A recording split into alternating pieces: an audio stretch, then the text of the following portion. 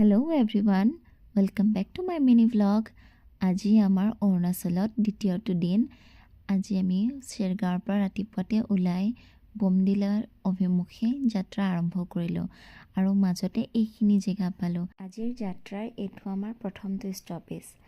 এইখিনি জেগাক জিগাওঁ বুলি কোৱা হয় আৰু এনেদৰে ইয়াত জেগাং বুলি লিখা আছে, য'ত সকলোৱে ফটো উঠিবলৈ ৰখে। সেয়ে আমিও ইয়াত ৰখিলোঁ আৰু মই ওপৰৰ পৰা তলৰ ভিউ চাই আছিলোঁ, কিয়নো তলত খুব ধুনীয়া নদী বৈ আছিলে আৰু কেইটামান গছত খুব কমলা লাগি আছিলে। আৰু এনেদৰে আমি আগুৱাই গৈ আছিলোঁ এখন মনিষ্ট্ৰীলৈ আৰু মাজতে আমি কেইবাখনো জেগাত ৰখি ৰখি ফটো উঠালোঁ। আৰু পাহাৰৰ তলতে আমি এইখন ঝিলো পালোঁ। চাওকচোন, দেখাত একদম সেই এনাকন্দা মুভিৰ লোকেশ্যনটোৰ দৰে লগা নাইনে?